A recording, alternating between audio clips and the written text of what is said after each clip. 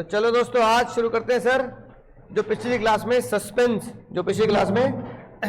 छोड़ा था, ठीक है, वही आगे बढ़ाना है आज। और बहुत ही इंपॉर्टेंट टॉपिक। अब देखो कितनी बहुत बार आ चुका है एग्जाम में, एक दो बार जितनी जगह थी लिख दिया। 2019 उससे पहले मतलब कई सालों से क्वेश्चन रिपीट हो जाता है। ये डायरेक्ट क्वेश्चन कई बार आ चुका है ना। क्या लिखा मिलेगा? Right the provision about contract without consideration. तो ये सारे के सारे पॉइंट तुम्हें क्या लिखने हैं, मतलब ये तुम्हें 2 पेज ढंग से याद कर लेना है। ये 2 के 2 पेज क्या लिखने एग्जाम में लिख के आने विद केस लॉस, ठीक है। डायरेक्ट क्वेश्चन में आएगा तो 6 नंबर का आएगा, क्योंकि इसमें कितने पॉइंट है, 6-7 पॉइंट है, तो 6 नंबर का ये क्वेश्चन आएगा। इनडायरेक्ट क्वेश्चन आएगा यानी कि केस स्टडी आएगी तो बताऊंगा जिसके कैसी केस स्टडी बनती है। लेकिन फिलहाल हमने ये बात सीख ली थी कि 2 केस आए, एक केस आया। सबसे पहले सेक्शन 10 ने ये बोला, क्या बोला? Consideration is one of the essential element. Consideration किसी भी कॉन्ट्रैक्ट को वैलिड बनाने के लिए सबसे इंपॉर्टेंट एलिमेंट होता है। फिर 25 ने क्या बोला? नो कंसिडरेशन नो कॉन्ट्रैक्ट, यानी consideration without contract without consideration is void. फिर इसको किसने हवा दी? जब तुम्हें हवा लग चुकी है ना, तो इसको भी ऐसी हवा लगी किससे? अब्दुल अजीज वर्सेस। आप अगर किसी को फ्री में वादा कर देते हैं तो बदले में आपको अगर कुछ नहीं मिल रहा तो सामने वाला पर्सन फ्री वादे के ऊपर आपके ऊपर केस नहीं कर सकता। फिर इसका एक एक्सेप्शन आया, केदारनाथ वर्सेस। अगर आप किसी से फ्री में वादा करते हैं तो फ्री में वादा करने वाला जिससे वादा किया वो आपको कुछ नहीं दे रहा, पर इसका मतलब ये नहीं कि आप उसके ऊपर क्या चढ़ा दोगे। तो अगर फ्री को क्या बोलते हैं कानूनी भाषा में? तो ग्रेशियस प्रॉमिस में अगर प्रॉमिसी के ऊपर लाइबिलिटी क्रिएट कर दी जाए तो नो कंसिडरेशन होकर भी क्या माना जाएगा? क्योंकि आपकी लाइबिलिटी वो प्रॉमिसी चुका रहा है, आपकी लाइबिलिटी वो प्रॉमिसी चुका रहा है, तो प्रॉमिसी आपके ऊपर स्यू कर सकता है। तो ये क्या बना? इसको हम क्या नाम दे सकते हैं? Exception to the rule no consideration no contract. तो अगर मैं एक्सेप्शन को बोलूं तो मैं लिख सकता हूं no consideration exception, no consideration still. तो ये लिखा जा सकता है, यानी कि आज हमें पढ़ना है no consideration still contract, no consideration still contract. इसका पहला एक्सेप्शन क्या था? केदारनाथ वर्सेस गौरी मोहम्मद। तो जज ने इस कॉन्सेप्ट को नाम दिया चैरिटी। क्या नाम दिया बाबू? तो ये वाला पॉइंट देखो, 5 पॉइंट हमने पिछली क्लास में कवर कर लिया। इफ प्रॉमिसी, अगर प्रॉमिसी के ऊपर लाइबिलिटी क्रिएट कर दी गई है ना, तो क्या होगा? Contract shall be valid even it is without consideration. तो केदारनाथ वर्सेस गौरी मोहम्मद हम ये पहले ही पिछली क्लास में कवर कर चुके हैं। तो इसको हमने चैरिटी नाम से एक्सेप्शन के अंदर डाल दिया। किसके नाम से? चैरिटी के नाम से। अब आती है बात सर, इसके अलावा और कितने एक्सेप्शन है जो इसके अंदर कवर किए जा सकते हैं? अब सुनेंगे ध्यान से, कुछ पुरानी यादें तुम्हारी ताजा हो जाएंगी, है ना। एक अंकल जी हमारे बहुत ही खतरनाक, उन्होंने अपनी किसको? अपनी वाइफ को वादा किया कि भाग्यवान, मैं तुम्हें हर मनी पॉकेट मनी दिया करूंगा। पॉकेट मनी को क्या बोलते हैं? Pin money. क्या बोलते हैं? मैं तुम्हें हर महीने क्या दूंगा? पॉकेट मनी दूंगा, तुम घबराना मत। घबराने का नहीं, बुलाती है मगर ऐसे घबराने का नहीं। पॉकेट मनी तुम्हें मिला करेगी हर महीने। कुछ याद आ रही होंगी, धुंधली यादें ऐसी। अब क्योंकि ये वादा क्या था? फ्री वादा था।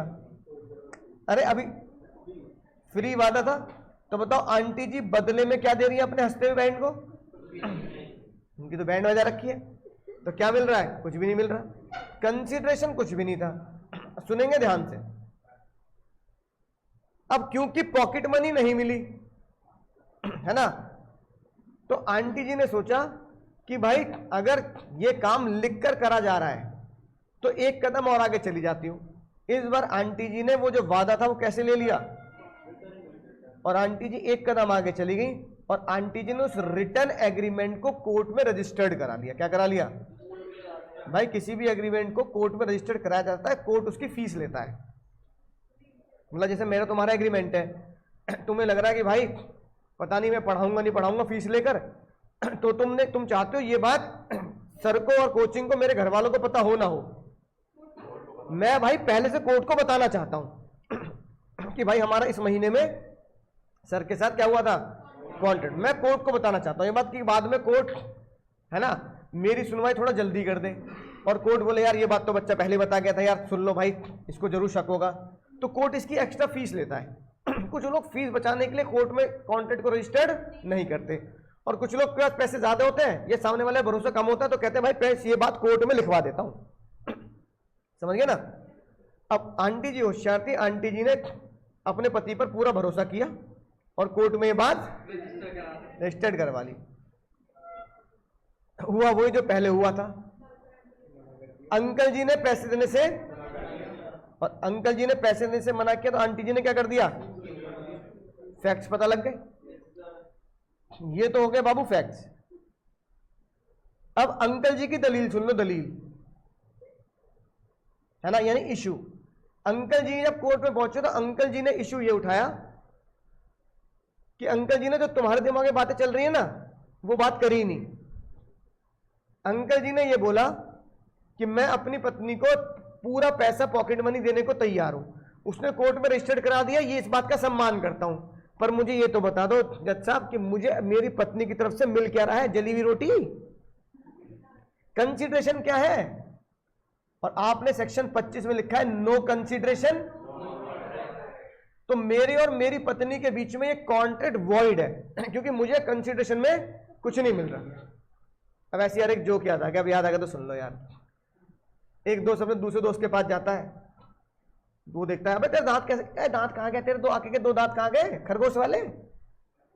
वो कह रहा है यार पहले इतने बढ़िया बड़े बड़े दांत थे खरगोश जैसे, अब दोनों ही गायब हो गए। अबे कैसे टूट गए। कुछ नहीं यार, कल ना श्रीमती जी ने क्या दिया था, जली हुई रोटी थी, बहुत सख्त थी। तो दोस्त कह रहा है तो खाई क्यों, मत खाता। हाँ कह रहा भाई खाई नहीं इसलिए तो तोड़ दी। तो भाई अब जब ऐसा सीन हो गया तो नो कंसिडरेशन, पर कंसिडरेशन तो कुछ भी नहीं मिला ना। कौन जीतेगा, अंकल जी आंटी जी। भाई नो कंसिडरेशन नो कॉन्ट्रैक्ट। ये मत सोचो कि एक्सेप्शन पढ़ रहा हूं तो एक्सेप्शन वाले को जिताऊंगा, एक्सेप्शन के अंदर भी एक्सेप्शन आ सकता है। जैसे लियोनार्डो डिकार्पियो पिक्चर रहती है इंसेप्शन, सपने के अंदर सपने के अंदर सपना, फिर भोजपुरी बनी सपनिया के अंदर सपनिया के अंदर सपनिया। तो ऐसे एक्सेप्शन के अंदर एक्सेप्शन भी आ सकता है। एक्सेप्शन का एक्सेप्शन मतलब हो गया कि जो पढ़ रहा हूं उससे अलग। तो ये मत सोचना कि मैं एक्सेप्शन पढ़ा रहा हूं तो नो कंसिडरेशन नो कॉन्ट्रैक्ट में कॉन्ट्रैक्ट वैलिड हो जाएगा, है ना। अब वैसे तो अंकल जी को जीतना चाहिए, वैसे तो अंकल जी को जीतना चाहिए, पर जीती कौन, यहां पे आंटी जी जीत गई, यहां पे आंटी जी जीत गई।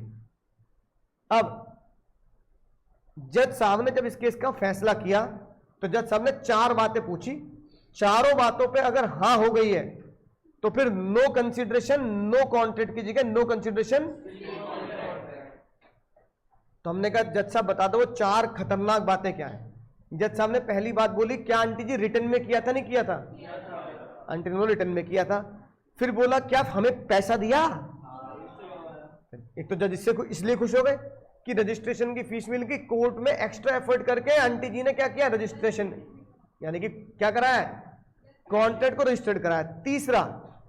तीसरी इंपॉर्टेंट बात ये पूछा गया, ये एग्रीमेंट है ना कब हुआ, तो आंटी जी ने बोला ये एग्रीमेंट हुआ जब हमारी एनिवर्सरी की पार्टी थी, तो इन्होंने सबके सामने क्या किया, अनाउंसमेंट कर दी, है ना, एनिवर्सरी पर। यानी कि इसका मतलब प्यार मोहब्बत में हुआ, है ना, प्यार मोहब्बत में हुआ, हाँ जी प्यार मोहब्बत में होगा। और चौथी बात जज साहब ने पूछी कि क्या नियर रिलेशन है या नहीं है, मतलब हस्बैंड वाइफ अभी भी हो या नहीं हो। तो जज ने बोला अगर ये 4 बातें पूरी है तो नो कंसिडरेशन,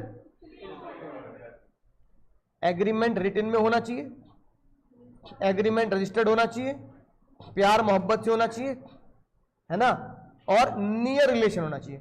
तो नियर रिलेशन में खाली हस्बैंड वाइफ नहीं आएगा, रिलेशन में भाई बहन मम्मी पापा ये सब भी आ सकते हैं। केस का नाम क्या था, पूनू, पूनू बीवी केस का नाम था। तो पूनू बीवी जी केस जीत गई, है ना, फयाज बुक्स केस हार गए। अब कुछ बच्चे इसको कंपेयर कर लेते हैं बालफर वर्सेस बालफर से। तो बताओ बालफर वर्सेस बालफर में बालफर आंटी क्यों केस हारी? तो बालफर वर्सेस बालफर में आंटी जी ने क्या नहीं किया था? अगर रिटर्न होगा भी तो क्या नहीं कराया? और बालफर वर्सेस बालफर में आंटी की एक गलती और थी, पता है क्या?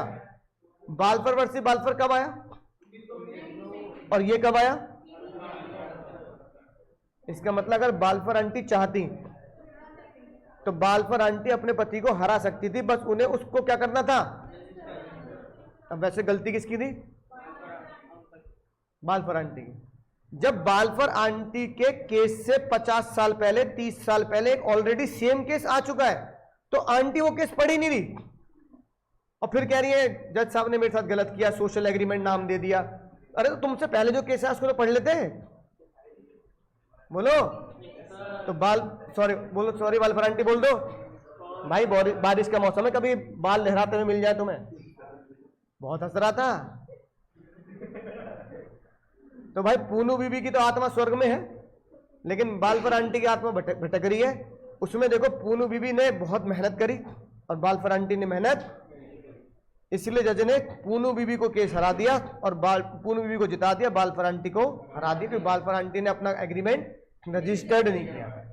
नियर रिलेशन था, प्यार मोहब्बत भी थी, लेकिन शायद रिटन और रजिस्टर्ड, समझ गए दोनों में फर्क क्या है? क्वेश्चन में साफ लिखा मिलेगा रजिस्टर्ड, तो समझ जाना पूनू बीबी से केस सॉल्व करना है। क्वेश्चन में साफ मिलेगा पॉकेट मनी और रजिस्टर्ड अनरजिस्टर्ड जैसी कोई बात नहीं लिखी होगी, तो समझ जाना बालफर से सॉल्व। समझ गए बात? अच्छा ये पढ़ना, क्या ये केस अब आसान हो गया नहीं हो गया? क्या दोनों भाइयों में चारों बातें लग रही हैं? क्या इन दोनों भाइयों में ये चारों बातें लग रही हैं क्या? बोलो। अरे दीदी लिखा तो है पहला पॉइंट। हाँ रजिस्टर्ड रिटर्न भी हो गई, चारों बातें पूरी हैं। तो छोटा भाई छोटू जीतेगा नहीं जीतेगा? हमारा छोटू जीतेगा, जीत गया। और क्या, इवन कंसिडरेशन ना हो तो भी बड़े भाई को पैसे देने। ये बढ़िया केस बताया भाई।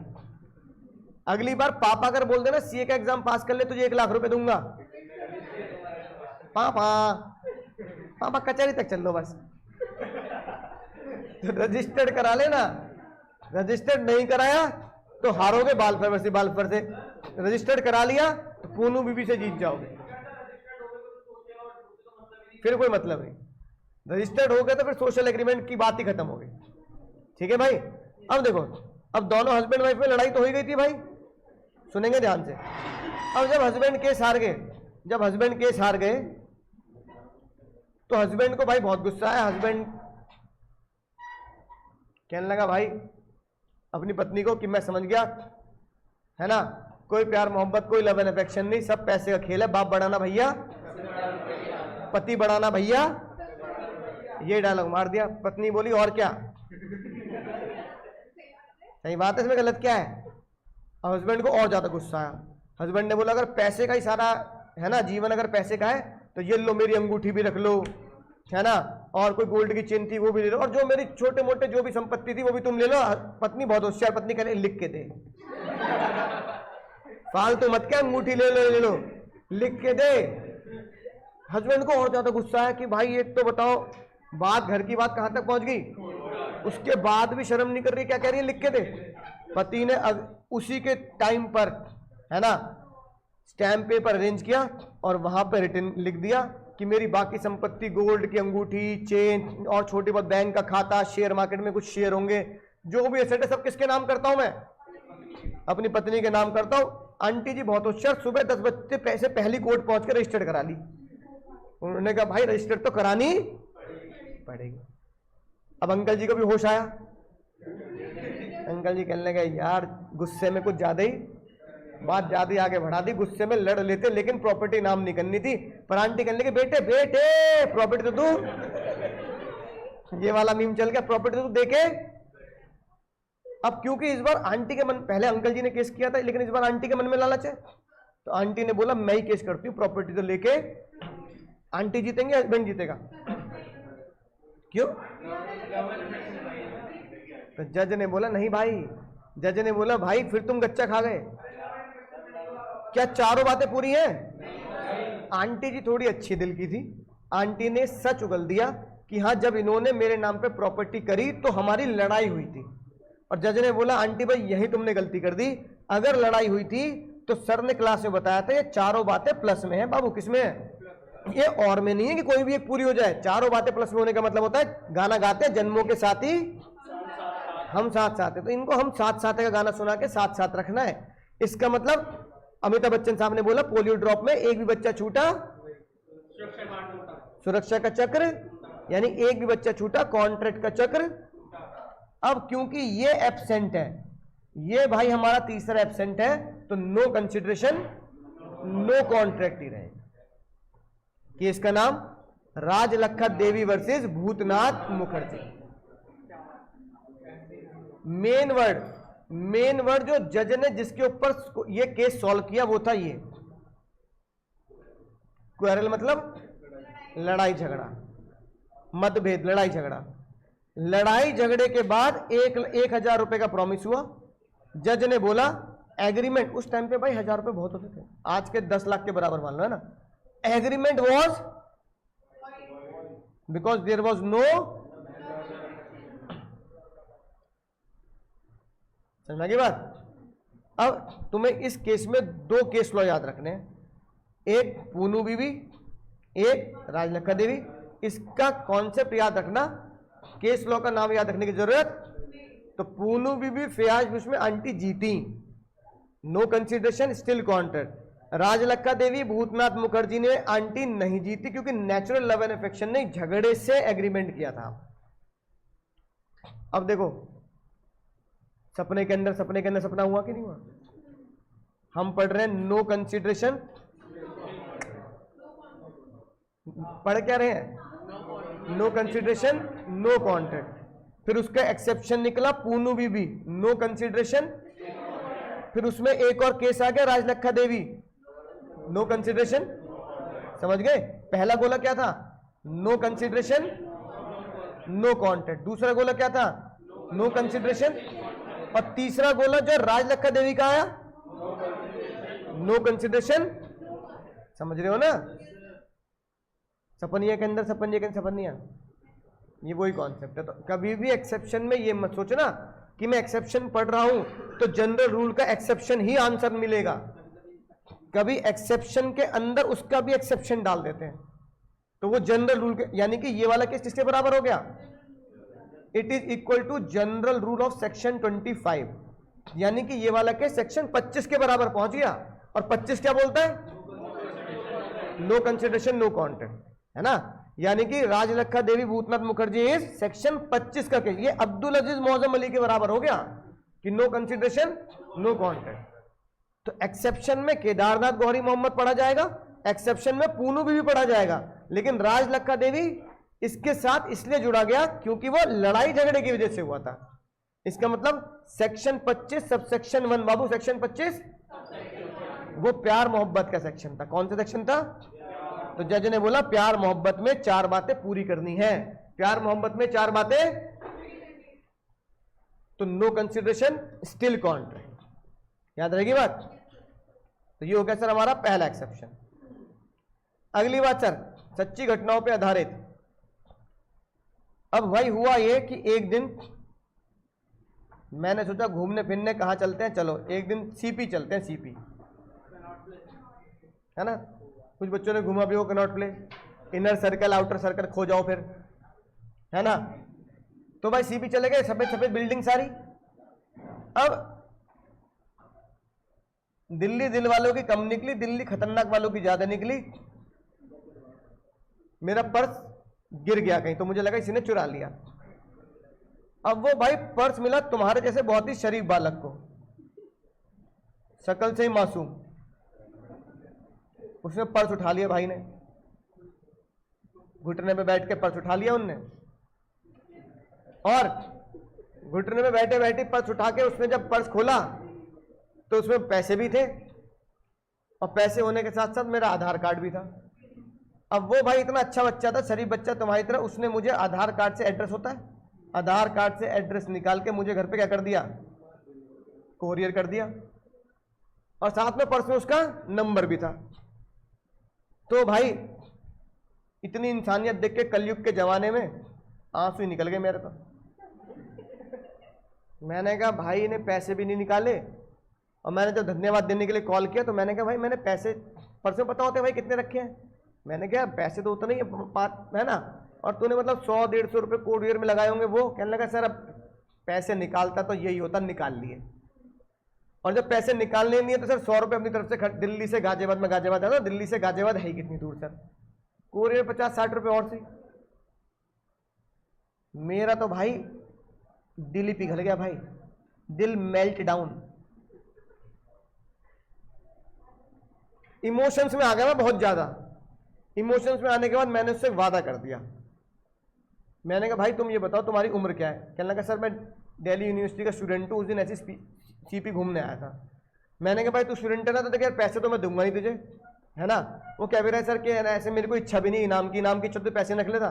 पर मैंने कहा भाई तुझे एक बात मेरी माननी पड़ेगी, मेरे पर्स में जितने भी पैसे हैं, कल से तू जब कॉलेज जाएगा ना चकाचक नए कपड़ों में जाएगा तू। कहने लगा मतलब, मैंने कहा भाई सीपी में शॉपिंग कराऊंगा मैं तुझे।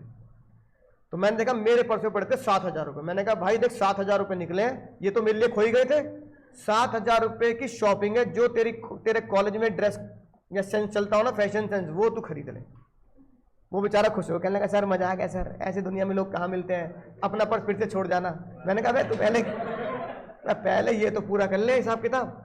अब जब मैंने उसको ये वादा कर दिया, भाई टेक्नोलॉजी में बहुत एडवांस था, मान लो उससे रिकॉर्डिंग कर ली इस बात की, है ना। अब जब अगले दिन होश आया मुझे तो मैंने कहा भाई यार, एक तो 7,000 का वादा कर दिया, 2-3 एक बोल देता एक जीन्स दिला दूंगा, और ऊपर से ये भी नहीं बोला कि क्या कहते हैं तू खरीद ले पेमेंट में दे दूंगा, सीपी और जाना पड़ेगा इतनी दूर। फिर भाई मैंने कोई जवाब ही नहीं दिया। अब उसका फिर बेचारा इंतजार करता रहा, सर आएंगे संडे को। फिर मैंने जवाब नहीं, उसको कॉल आ गया, कहने लगा सर आपने वादा किया था, सर देखो अब तो नए कपड़े दिला दो, सर सेशन शुरू होने वाला, नए कपड़े दिला दो। अब मैंने मना कर दिया उसे, मैंने कहा भाई बात आगे बढ़ गई। वो कह रहा सर गलत बात है, आप तो लॉ के टीचर हो, केस करना पड़ेगा आपके ऊपर। मैंने कहा बच्चों केस करना पड़ेगा तो सुन ले मेरी बात, तूने मेरा पर्स ढूंढा, किसके कहने पे ढूंढा, अपनी मर्जी से ढूंढा, मत ढूंढता। मैंने तो पर्स में ये भी नहीं लिखा था कि जो मेरा पर्स ढूंढेगा उसे मैं इतने रुपए दूंगा और एक्स्ट्रा पैसे शॉपिंग भी कराऊंगा। मैंने तो ये लालच भी नहीं दिया, मत ढूंढता, रख लेता। दिल टूटा होगा नहीं टूटा होगा उसका, टूट के आधा नीचे बिखर गया बेचारा। अब वो कह रहा सर देखो कितनी गलत बात है, सर आपने वादा किया था। मैंने कहा देख तूने अपनी मर्जी से ढूंढा, तेरे अंदर कोई भी ऐसी इच्छा नहीं थी कि पैसा कमाने की। अब मैं तुझे कितने रुपए देने दूंगा, 7,000, बता तू उसके बदले मुझे कंसिडरेशन क्या दे रहा है। वो कह रहा सर पर्स दिया। मैंने कहा पर्स तो तूने, अबे पर्स 7,000 के बदले थोड़ी दिया तूने मुझे, पर्स तो तूने अपनी मर्जी से दे दिया, तू ये बता 7,000 के बदले क्या दे रहा है। कह रहा सर पर्स। मैंने कहा यार फिर नहीं समझ रहा तू बात, अच्छा लॉ सेकंड ईयर में आती है ना बीकॉम, इसलिए नहीं समझ रहा तू। सेकंड ईयर में लॉ वाले सर से पूछो कॉलेज में, जब मैं तुझे 7,000 रुपए दे रहा हूं, तू मुझे इसके बदले कुछ नहीं दे रहा, तूने जो पर्स ढूंढा था वो तुझे अपनी वॉलंटरी, तेरी वॉलंटरी सर्विस थी, उस तेरे मन में कोई लालच नहीं था, तो वो तो बात गई। अब ये बता 7 के बदले क्या दे रहा है।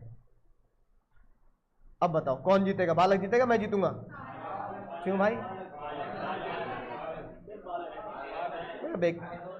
क्यों जीतेगा? रीजन दे दो, रीजन बोलो, रीजन तो बताओ।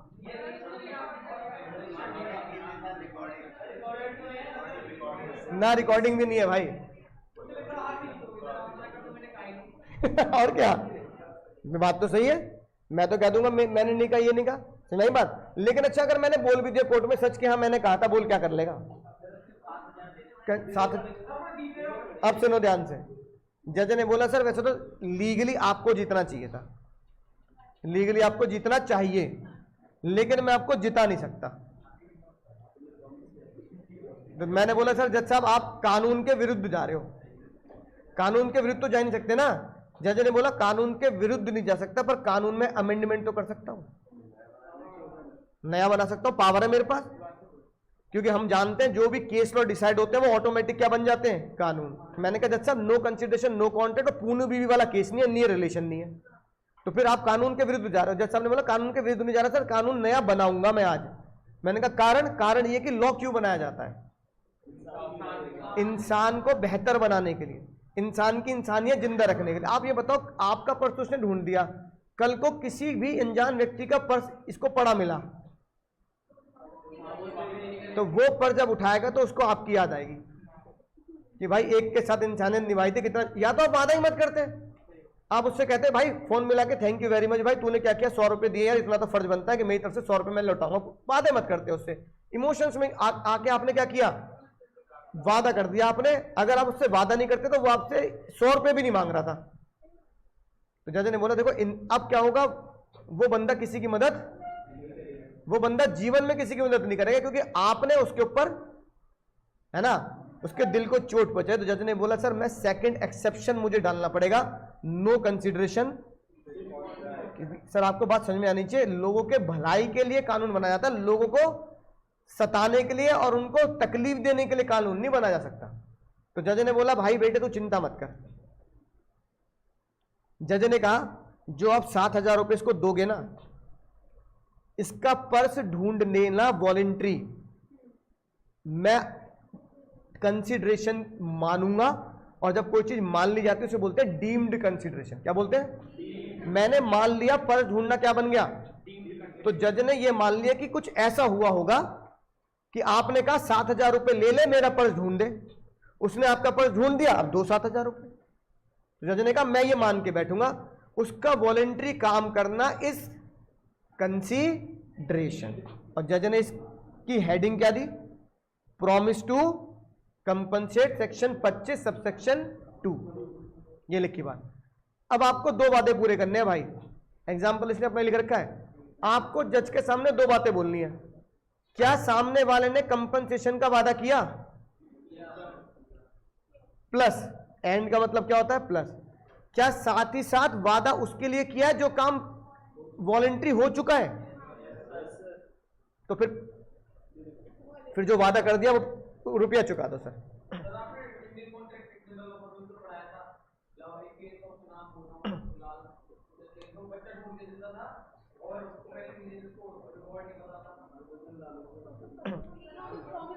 वो प्रॉमिस हर बजे, अच्छा वो वाला लालमन शुक्ला गोविंदत्त, वो रूल से उसको रिवॉर्ड का पता नहीं था। यहां तो रिवॉर्ड की बात ही नहीं है, यहां तो ये किसी की वॉलेंट्री इच्छा करने से क्या हुआ है, सेठ जी ने प्रॉमिस नहीं किया था ना, यहां तो मैं खुद कह रहा हूं ना भाई ले लियो, है ना। दूसरा देखो, मान लो तुमने किसी बच्चे को डूबने से बचा लिया, उसके मम्मी पापा बहुत ही ज्यादा इमोशनल हो गए, भाई बच्चे की जान बच गई, उन्होंने जो उसमें कह दिया पैसे मिलेंगे आपको। तो जाए तुमने बच्चे से, बच्चा डूबने से जब ढूंढ रहे थे तब पैसे की डिमांड की थी, वॉलंटरी काम किया, सेवा का काम किया, अब सेवा में तुमने पैसा जोड़ दिया तो दो। तो जज ने बोला अब पैसा देना, या तो सेवा के काम में पैसे मत जोड़ो, और पैसे जोड़ दिया आपने बाद में। ऐसी एक बच्चे को सपोर्ट कर दिया मैंने, पढ़ा दिया, एक बार लग बेचारा बहुत ही दिक्कत में था, कहने लगा सर लॉ पढ़नी आपसे पढ़नी, आप भी पढ़ा दो, मैंने पढ़ा दिया, फिर वो पास हो गया। उसके घर वाले कहने लगे अरे सर आपसे पढ़ के पास हो गया, फीस तो देंगे आपको, तो देनी पड़ेगी देनी पड़ेगी। या तो इंसानियत के नाते जब पढ़ाया तो पैसा मत जोड़ते, अब पैसा जोड़ दिया तो क्या करोगे, क्योंकि मैंने पहले वाला काम क्या किया था वॉलंटरी, और आपने उसमें क्या जोड़ दिया। तो जज साहब ने कहा पैसे दे दो भाई, है ना। इस हाँ, तो इसमें अब जो मैं 7,000 रुपए दे रहा हूं बच्चे को, है ना, उसके काम का जो कंपनसेशन दे रहा हूं, उसके लिए कंसिडरेशन तो है नहीं, क्योंकि उसके लिए कंसिडरेशन तो कोई मुझे कुछ दे नहीं रहा ना। दीदी समझ नहीं रही बात, ओ दीदी, लॉ ने मान लिया, इस 7,000 के बदले क्या मिल रहा है, कुछ भी नहीं, बस तो उसने अपनी इच्छा ढूंढा था। तो जज ने बोला नो कंसिडरेशन, हेडिंग क्या दी, प्रॉमिस टू कंपनसेट। हेडिंग क्या दी बाबू, प्रॉमिस टू। तो किसी को इमोशनली होके कंपनसेशन का वादा मत कर देना। अगर तुम्हारी जिंदगी में, सुन लो भाई, अगर तुम्हारी जिंदगी में किसी ने भलाई का काम किया तो हाथ जोड़ के थैंक यू बोल देना। दीदी सुन मेरी बात, हाथ जोड़ के क्या बोल देना? थैंक यू बोल देना। लेकिन अगर तुमने जैसे उसको बोला कि भाई तूने मिल लिए क्या मैं पैसे दूंगा, फंस गए भाई, वो वाला मीम चलेगा, ये फंस गया, परवेज सराफ वाला जाएंगे, ये समझ गए ये केस। अगला ये बताओ, अच्छा अगले केस के लिए तुम्हारी साथ ही जोड़ता हूं, मुझे बताओ आप में से किस बच्चे का बिजनेस है, मतलब पापा बिजनेस करते हैं? अलीगढ़ वाले भैया कहते तालों का नहीं, मुझे ऐसा लगता है जो अलीगढ़ से बच्चा आता है सब ताले का बिजनेस करते हैं। ध्रुव भाई किस चीज का बिजनेस है? ट्रांसपोर्ट का। और मेडिकल, बिल्डिंग, अच्छा बिल्डर, हाँ मतलब बिल्डिंग। और अरे भाई सराफा भाई बैठे हैं, बहुत बढ़िया, ज्वेलरी शॉप, तो इनको ही पकड़ा जाता है फिर आज। क्या नाम है भाई? ईशान। अब एक दिन भाई ईशान भाई ज्वेलरी शॉप कहाँ है? ममूरा चौक। अब मैं भाई ममूरा पहुंच गया ईशान भाई की दुकान पर। क्या नाम है ज्वेलरी शॉप का अपनी? मंगल ज्वेलर्स, ठीक है। अब अंकल जी बैठे हैं भाई दुकान पे, उस दिन ईशान भाई बैठे, मैंने कहा संडे को आऊंगा भाई, कहने लगा सर मैं भी लूंगा संडे को आ जाना। अब मैं संडे को पहुंचा, भाई ने बहुत अच्छे से ज्वेलरी, चाय भी पिलाई। अब ये कह रहा है चाय मन में ना हो, सर ने बोल दिया तो पिलानी पड़ेगी, है ना। चाय भी पिलाई, दोस्त लोग भी को भी बोला, सब आके भाई ज्वेलरी वहीं से खरीदनी है, प्रचार भी हो गया आज क्लास में, ठीक है ना। देख रहे हो भाई फ्री में एडवर्टाइजमेंट कर रहा हूँ तुम्हारा। अब ज्वेलरी मैंने खरीद ली, मैंने मेरे घर में कुछ फंक्शन था, मैंने ईशान भाई से खरीद ली ज्वेलरी 10 लाख रुपए। कितने रुपए की? वो कहने लगा सर पैसे, मैंने कहा भाई उधार, पैसा वो भी क्रेडिट पर। अब दुखी तो हुआ, पर पापा की तरफ देखा, पापा सर हैं दे देंगे, कोई दिक्कत, रोज मिलते हैं, कुछ होगा तो केस वेस कर लेंगे। वैसे तो दे देंगे सर, लेकिन कुछ हुआ तो भाई देखो, मैंने तुम्हें पिछली क्लास में बताया था, उधार एक जादू है, तुम जिसको दोगे वो। तो मैं भी गायब, अब मैं भी गायब। अब वो बेचारा फाउंडेशन में पढ़ा, इंटर में पढ़ा, हाँ क्या सर मैं फीस तो दे दूंगा, सर मेरे वो 10 लाख रुपए दे दो पापा रोज। मैंने कहा भाई ये गाल मेकअप करके आता लाल लाल के, पापा सर चप्पल खाता हूं ना पापा से, रोज जब भी मैं बोलता हूं पढ़ने जा रहा हूं तो चप्पल खा के आता हूं, पैसे कब लाएगा 10 लाख।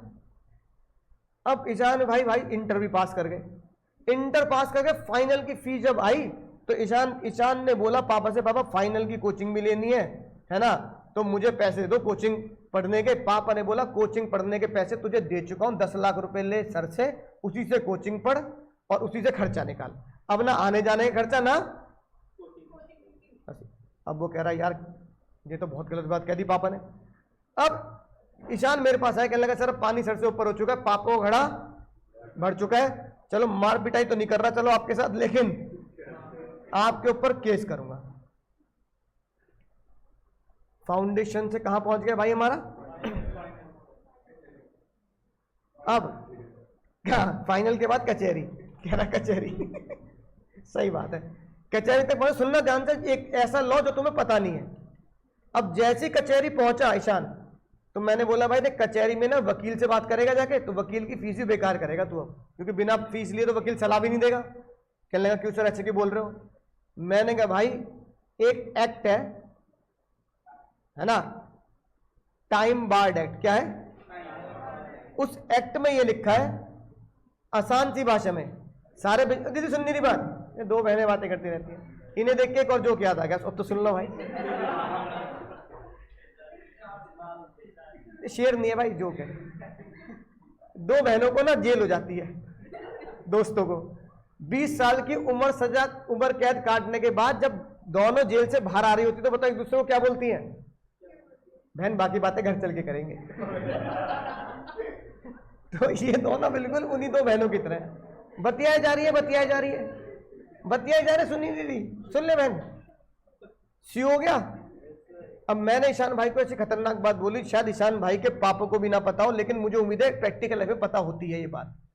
अगर आपने किसी को उधार में सामान बेचा है, कैसे बेचा है, और उधार के सामान में अगर बाबू 3 साल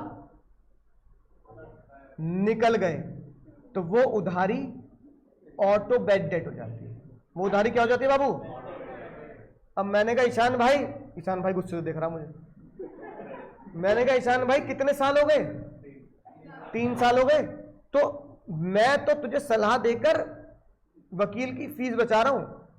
अब जब तू ये बात वकील साहब से करेगा कि वकील साहब बोलेंगे बिल दिखा, ज्वेलरी का बिल, तो बिल के डेट कितनी पुरानी होगी? तो मैं तुम्हारे खातों में क्या हो चुका हूं? Bad debt. और जब बैड डेट हो चुका हूं तो तुमने मुझे अपने पीएनएल से क्या कर दिया होगा? Right of. तुमने पीएनएल में लिख दिया होगा टू बैड डेट और नाम लिख दिया होगा अंकुर सर। तो जब तुमने मुझे पीएनएल से राइट ऑफ कर दिया तो तुमने मुझे अपने खातों से डिलीट कर दिया, मैंने तुम्हें अपने खातों से डिलीट कर दिया, तो हम दोनों के अनजान, मैं कौन तू कौन, पहचान कौन, है ना? अब जज यही कह रहे बात तो सही है। जब भाई ने डेटर डिलीट कर दिए, डेटर डिलीट हो गए क्योंकि पीएनएल से राइट ऑफ कर दिया। जब पीएनएल से राइट ऑफ कर दिया तो डेटर जो हमारे बैलेंस शीट में होंगे मेरे नाम के, वो डिलीट हो गए नहीं हो गए? तो जज कह रहे भाई जब तूने अंकुर सर के खाते डिलीट मार दिए और अंकुर सर ने क्रेडिटर के नाम पे तेरे खाते डिलीट मार दिए, तो अब तुम तो एक दूसरे के लिए क्या हो गए? अनजान हो गए ना। अब तो जो होगा नया होगा, अब जो होगा नया कॉन्ट्रैक्ट होगा, पुराने तो डिलीट हो गए। किसकी वजह से? लॉ की वजह से। इसको लीगल भाषा में बोलते हैं such debt become time barred. Debt is time barred, यानी कि अब वो समय सीमा पार कर चुका है। और time barred debt is bad debt. तो भाई अब केस करने का फायदा नहीं है, ज्वेलरी मेरी, पैसे भी मेरे। मैं कहता रहा हूं ज्वेलरी भी मेरी, पैसे भी मेरे, है ना? अब भाई ईशान भाई यहां केस हार गए, कह रहा आज ही पापा को बताना है, पापा पापा।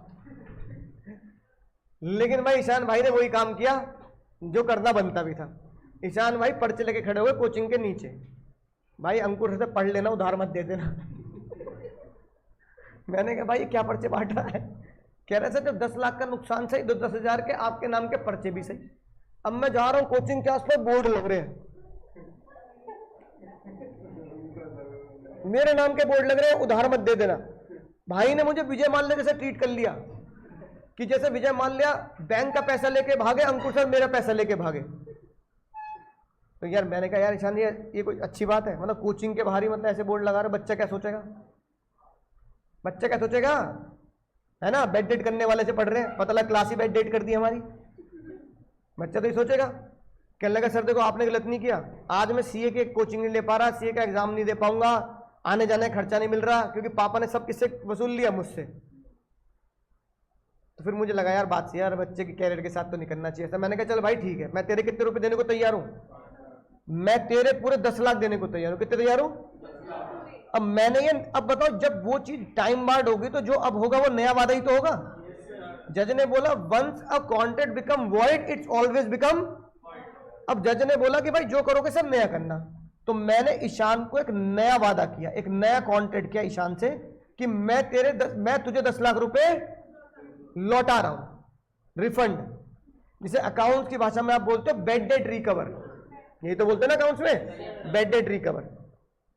लेकिन बेड डेट रिकवर में जो अकाउंट्स वाले भैया ने आज तक बात नहीं बताई, वो मैं तुम्हें बताने जा रहा हूं। और उनका लाजमी भी नहीं है बताना, क्योंकि वो लॉ थोड़ी पढ़ा रहे हैं। जज ने बोला बेड डेट रिकवर अकाउंट्स की क्लास में 11वीं सीखते आ रहे हो, लेकिन बेड डेट रिकवर की एंट्री जब होगी, जब ये बात तुम्हें बताऊंगा, तब ये बात पूरी होगी।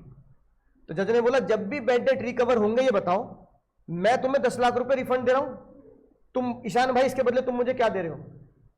कुछ भी नहीं। अब वो कहेगा, मान लो 5 साल बीत गए इस बात को, अब वो कहेगा 4-5 साल पहले ज्वेलरी दी थी। मैंने कहा भाई जो 4-5 साल पहले ज्वेलरी दी थी वो खत्म, वो तो तुमने मुझे डिलीट कर दिया, मैंने तुम्हें डिलीट कर दिया, खातों में से खत्म बात। बोलो खत्म होगी नहीं बात? अब जो बात खत्म होगी उसको दोबारा वो कहावत चलती है ना, मतलब इसमें गड़े मुर्दे नहीं उखाड़ने। तो भाई गड़े मुर्दे उखाड़ने का कोई मतलब नहीं है, दोबारा दोबारा उन बातों को क्यों उछाल रहे हो? तो कह रहा है सर फिर 10 लाख रुपए आप जो मुझे वादा कर रहे हो देने का, तो उसके बदले आपको दोबारा ज्वेलरी फिर पिटवाओगे पापा से? तो दोबारा ज्वेलरी थोड़ी दूंगा, है ना? ईशान कहने लगा सर ये पोस्टर नहीं हटेंगे, फिर ये तो पोस्टर जब ही हटेंगे जब पुरानी उधारी चुकाओगे। और मैंने कहा पुरानी उधारी जिंदा तो बची नहीं। तो जज ने एक कॉन्सेप्ट, सुनो ध्यान से, जज ने एक नए कॉन्सेप्ट को जन्म दिया ईशान को बचाने के लिए। जज ने बोला जब आप रिफंड बैड डेट रिकवर का वादा कर रहे हो, तो आपने बोला ईशान से न्यू कॉन्ट्रैक्ट का कंसिडरेशन बता। तो जज ने बोला ये न्यू कॉन्ट्रैक्ट का कंसिडरेशन क्या माना जाएगा? पुरानी ज्वेलरी क्या मानी जाएगी? न्यू कॉन्ट्रैक्ट का। तो जज ने इसको एज अ पास्ट कंसिडरेशन के लिए ट्रीट किया, इवन आफ्टर टाइम बार डेट। तो एक बात ध्यान रखना, अगर जब भी जीवन में अकाउंट में बैड डेट की रिकवरी की एंट्री डालोगे तो ये वाला लॉ याद रखना पड़ेगा। सेक्शन बना 25(3). 25(3) ने बोला बैड डेट रिकवर जब होगा, हाँ बैड डेट रिकवर जब होगा तो 3 बातें ध्यान रखनी है। एक तो ईशान भाई, जब तुम ये बोलोगे कि सर 10 लाख रुपए दो, ज्वेलरी तो 5 साल पहले दे चुका हूं, तो तुम एक बात तो मुझसे लिखवा लेना। क्या लिखवा लेना? ये 10 लाख रुपए पुराने कॉन्ट्रैक्ट के बदले दे रहा हूं, उसके लिए मैं दोबारा ज्वेलरी नहीं दूंगा। एक तो लिखवा लेना, उस लिखित पे मेरे साइन करा लेना। क्या करा लेना? मेरे तो साइन कराओगे ना, एनफोर्सेबल होने चाहिए नहीं होने चाहिए। और साथ में ये जरूर एक लाइन खतरनाक जरूर लिख लेना, this 10 lakh rupees is refunding by the sir is for the jewellery which become time board. तुम्हें लिखना पड़ेगा कि ये 10 लाख रुपए टाइम बार्ड के चक्कर में मिल रहे हैं, तब जज मानेगा कि ये जो 10 लाख रुपए दे रहे हो वो किसकी सुनवाई है? टाइम बार्ड डेट का रिकवरी है। अब तुम्हें मुझे कुछ पैसे नहीं देने, तुम 3 बात कोर्ट के सामने बोल देना, सर ये रहा रिटन में, ये रहा सर के साइन, और सर के साइन वहां भी है जहां सर क्या लिखा है 10 lakh rupees for the time barred contract. जज ने कहा तीनों बातें पूरी है सर, क्या कर दो? पैसे दो। इसको, इस कॉन्सेप्ट को पता क्या बोलते हैं? सुनना ध्यान से, इस कॉन्सेप्ट को बोला जाता है, शायद पता नहीं मैंने तुम्हें पहले बताया नहीं होगा, थोड़ा टेक्निकल बात है लेकिन तुम समझ जाओगे। इसको बोलते हैं बाबू डॉक्ट्राइन ऑफ अनजस्ट एनरिचमेंट।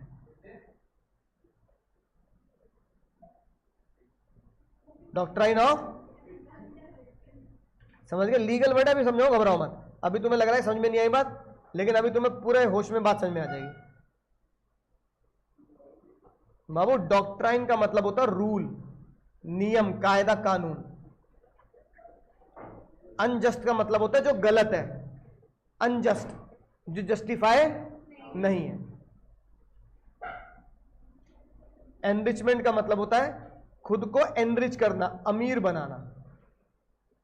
तो बाबू डॉक्ट्राइन ऑफ अनजस्ट एनरिचमेंट का मतलब हुआ अपने आप को गलत तरीके से अमीर बनाना। अब बताओ, ज्वेलरी उसकी थी, पैसा उसका था, लेकिन मैंने जानबूझ के एक ऐसी बात का फायदा उठाया जो उसको पता नहीं थी बात, जानबूझ के टालते टालते कितने साल निकाल दिए, और फिर क्या बोला 10 लाख भी मेरे, ज्वेलरी मेरी। तो मैंने उसकी ज्वेलरी से खुद को अमीर नहीं बना लिया। तो that is why I am doing the unjust enrichment, कि मैं खुद को अनजस्ट एनरिच कर रहा हूं, है ना? समझ में आ गई बात? गए बोलो। अब तुमने किसी और से अपना रिचार्ज करा लिया, जाओ भाई, तुमने किसी और से अपना रिचार्ज करा लिया और फिर तुम उसको क्या नहीं दे रहे? पैसे नहीं दे रहे। तो तुम क्या कर रहे हो? अनजस्ट एनरिचमेंट कर रहे हो, दूसरे के पैसे से खुद को अमीर बनाना।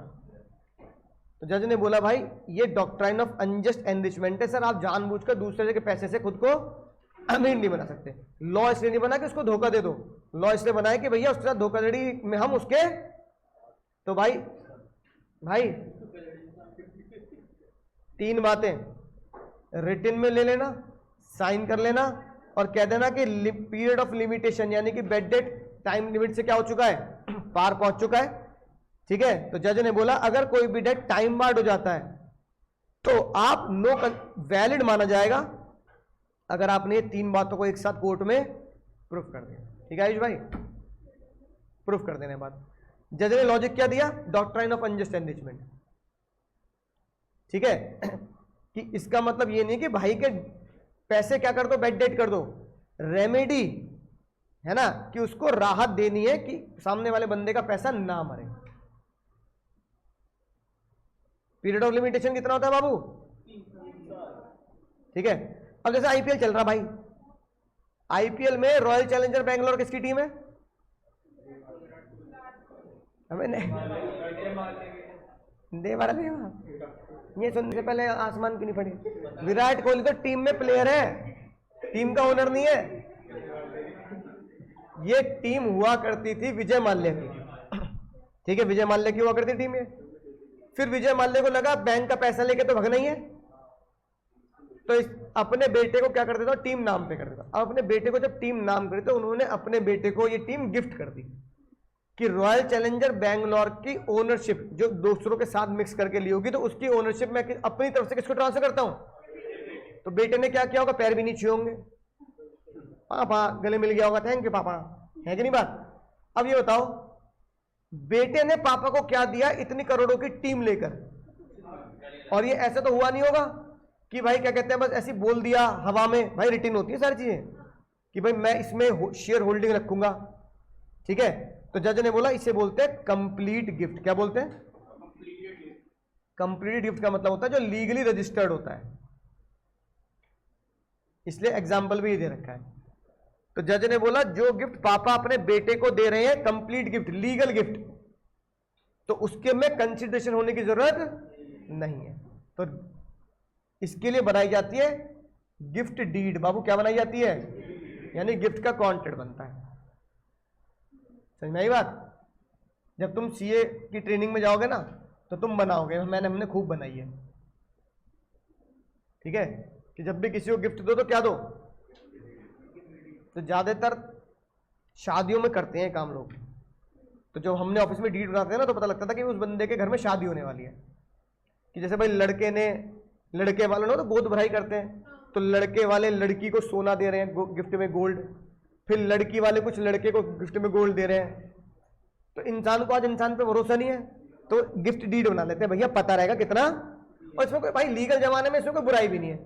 भाई तुमने किसी को गोल्ड दिया, तुम इतना ही तो कह रहे हो कि भाई मैं गिफ्ट डीड बनाना चाहता हूं, बात खत्म। तो इसमें क्या बुराई है भाई? तुमसे ले थोड़ी रहा हूं, है तो तुम्हारा ही। तो मैं लिख के कहना चाहता हूं कि ये गोल्ड मैं उसको देता हूं। तो प्रैक्टिकल लाइफ में गिफ्ट डीड बनती है तो उसके लिए कंसिडरेशन की जरूरत।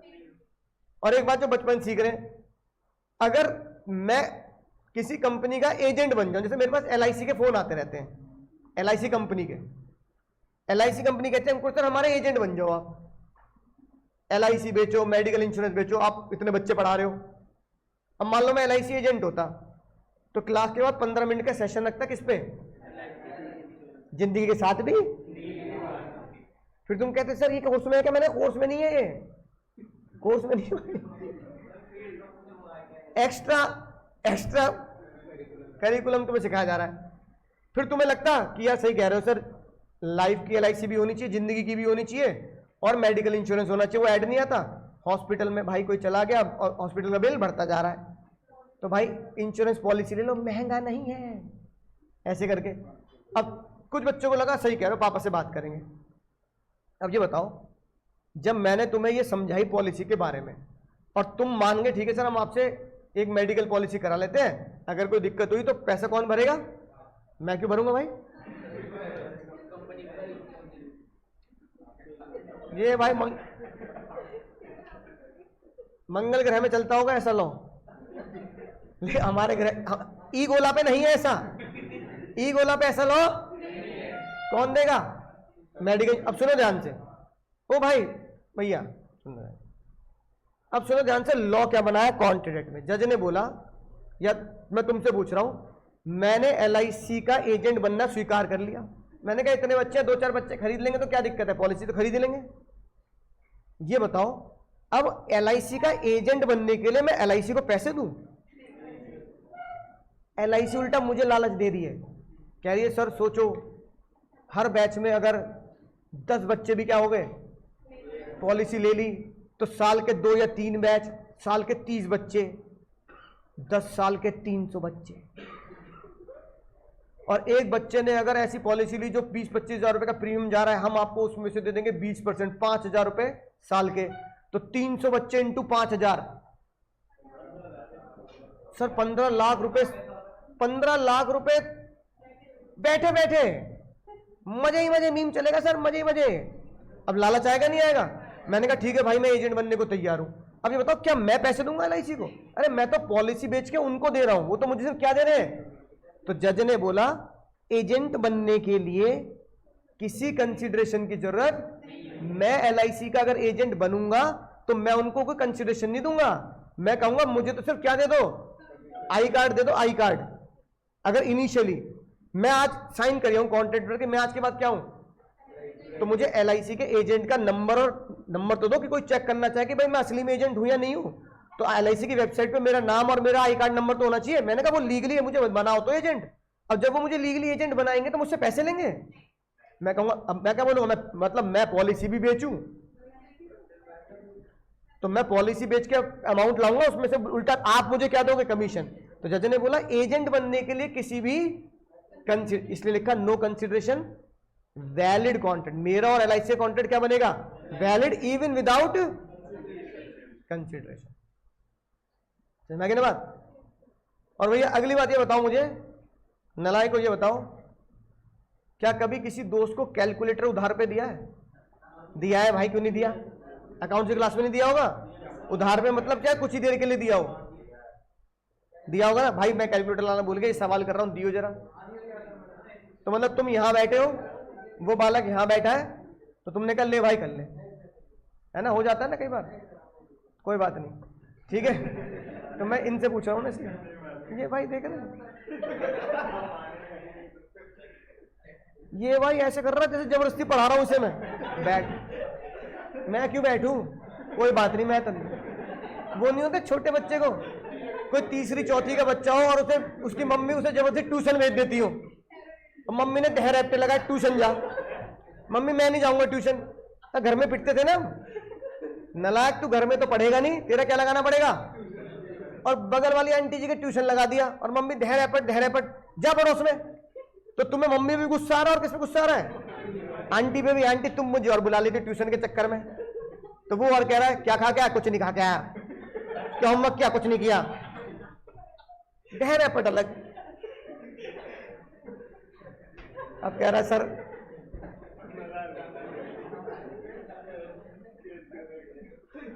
चले पढ़ ले भाई, इतने मजे तो बनते जब भाई, जब कोई टीचर से मजे ले रहा बालक तो टीचर का हक नहीं बनता। सुनो ध्यान से, तो कैलकुलेटर वाले उधार दिया होगा, सुनने उधार दिया होगा। अब ये बताओ बगल वाला बालक सोचता है कैलकुलेटर मेरा तो है नहीं, है ना, और कैलकुलेटर के बटन उड़ के बाहर आ गए भाई। समझ गए ना, समझ गए बात को। अब मान लो भाई मैं, तुम कह रहे हो कि सर मुझे कुछ काम जरूरी है, मैं कंप्यूटर का जमाना है, मुझे अपना क्या दे दो। अब ये मैंने कहा भाई बढ़िया बात है, तेरे घर पे भी चला जाएगा, ब्लूटूथ कनेक्टेड है। अब ये थोड़ी कि एंटर पे जाओगे तो ढह एंटर, कुछ लोग होते हैं ना। अब भैया वो कैलकुलेटर खराब, इन भैया कैलकुलेटर बगल वाले ने खराब कर दिया। अब ये पैसे मांगने की फिराक में कह रहे भाई देख तुझे सही कराना पड़ेगा, या कैलकुलेटर 400 रुपए का कैलकुलेटर आया था भाई, अभी फाउंडेशन में आते नया नया लेते, घर वाले दिलाएंगे भी नहीं, तो इसे पैसे देने पड़ेंगे। पर ऐसा कॉन्ट्रैक्ट तो हुआ नहीं कुछ भी, है ना भाई, ऐसा कॉन्ट्रैक्ट। तो वही तो चक्कर है, बात ये नहीं कि चीज उसने खराब कर दी, बात ये कि ऐसा लॉ कैसे तुम्हारे फेवर में है। अच्छा तुम्हें लग रहा है कैलकुलेटर छोटा अमाउंट है, अब मान लो भाई तुम्हारा दोस्त तुम्हारी कार ले गया, भाई यहीं तक जाना है बस, यहीं तक। कई लोग ले जाते स्कूटी तो ले जाते हैं, अब स्कूटी बाइक गाड़ी ले गया तुम्हारा तो यहीं तक, फिर तुम कॉल कर रहे हो भाई कहाँ इतनी देर हो गई, तो पता लगा ठोक दी नहीं, बेच दी। शिमला मसूरी नैनीताल तो छोड़ो, बेच दी। वो कह रहा भाई ट्रांसफर कर रहा हूँ, कितने रुपए, 5 लाख रुपए। क्या हुआ, अरे कार की बढ़िया डील मिल गई थी, 9 लाख हमें, बेच दी। तो वो बेच देगा, इससे एक लेवल और आगे जाते हैं भाई, पता लगा तुम कार का इंतजार कर रहे हो, कार पुलिस वाले लेके आ रहे हैं, ड्रग्स मिली अंदर। तुम कह रहे हो भाई ड्रग्स, कैसी बात कर रहे हो सर? तो पता लगा दोस्त क्या कर रहा है कार में, मतलब इलीगल एक्टिविटी कर रहा है। अब इसका मतलब फंसा मुझे दिया। तो जज ने बोला भाई इसको बोलते हैं बेलमेंट। क्या बोलते हैं? बेलमेंट बोलते हैं। बेलमेंट का मतलब होता है दोस्ती यारी में अपनी चीज किसी को बिना पैसे इस्तेमाल करने के लिए, एक तरीके से फ्री यूसेज ऑफ गुड्स या फ्री यूसेज ऑफ प्रोडक्ट, ठीक है ना।